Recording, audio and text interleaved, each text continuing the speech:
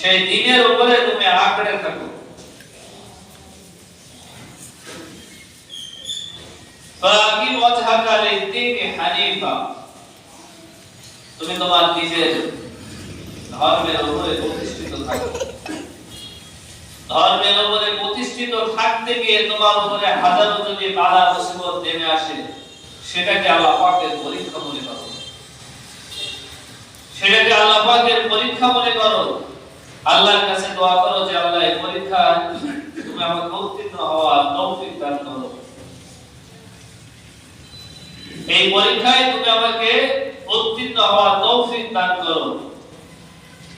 এই পরীক্ষার মধ্যে অন্যতম পরীক্ষা হচ্ছে তাগুত শক্তি, তাগুত শয়তান থেকে বেঁচে থাকা। তাগুত শক্তি এবং তাগুত শয়তান থেকে বেঁচে থাকা, মাত্র শয়তান থেকে বেঁচে থাকা। এই শয়তান সব সময় আমাদের অসুবিধা দিতেই থাকে, সব সময় আমাদের কি দিতে থাকে বলেন? অসুবিধা দিতেই থাকে, অসুবিধা দিতেই থাকে।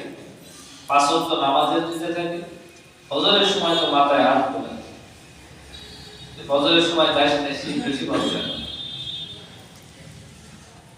ফজরের সময় দাস নেই, এখন শীত বেশি পড়ছে, মাথায় হাত তোলা। একটা হাদিস আছে, যখন আযান দেয় তখন শয়তান মাথায় হাত তোলায়, একটু পরে ওঠ, কেবল আযান আছে, একটু পরে ওঠ,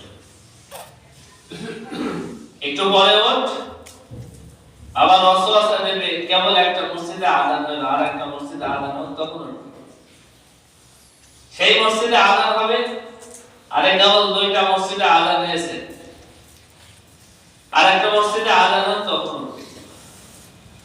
এইভাবে আযান হতে হতে হতে ফজরের ঠিক 5 থেকে 10 মিনিট যখন বাকি আর সময় থাকবে না, তেমনি তখন আপনার ঘুম চলে আসবে। যেই ফজরের নামাজের জামাতও শুরু হয়, জামাতের শেষ, আর নয় জামাত শুরু, তখন আপনার ঘুম হবে। এইভাবে চলে গেল আপনার এই সময়টা। শয়তান মিশন, শয়তানের মিশন সাকসেসফুল। শয়তান বলে আমি চলে গেলাম, এবার তুমি তোমার কর্ম শুরু করো।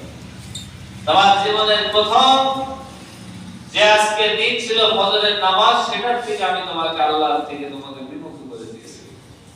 যে ব্যক্তি ইচ্ছা করে নামাজ ছেড়ে দিল, নামাজ পড়ে না, আদি শরীরের মধ্যে আসছে কাফের হয়ে গেল, টাটকা স্পষ্ট কাফের হয়ে গেল। এজন্য শয়তান আমাদের অসুবিধা দিতেই থাকে। আর যে ব্যক্তি ঈমানদার, মসজিদ থেকে যখন আযান হবে তখন সে উঠে পড়বে সুবহানাল্লাহ, কারণ তার কানে আসবে আল্লাহ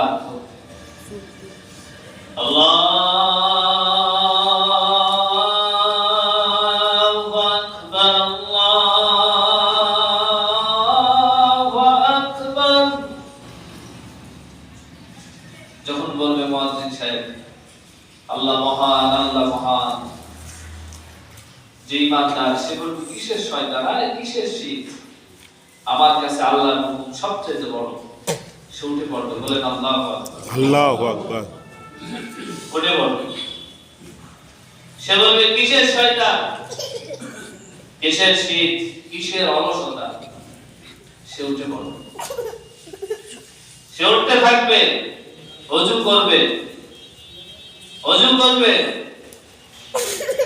ওযু করা যখন শেষ হয়ে যাবে এবং ওযু করার পরে তার এই শাহাদাত আমল যেমন আল্লাহর আকাশের দিকে তাকিয়ে পড়বে,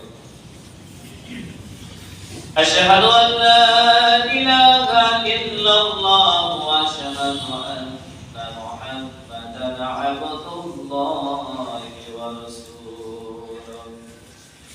আল্লাহর হাবিব বলেন, কোন ব্যক্তি যখন ওযু করার পরে এই দোয়াটা আল্লাহর আকাশের দিকে যখন পড়তে থাকে, আল্লাহ পাক রব্বুল আলামিন তার তামাম জিন্দেগীর সমস্ত গুনাহগুলো সব ক্ষমা করে দেন, বলেন সুবহানাল্লাহ।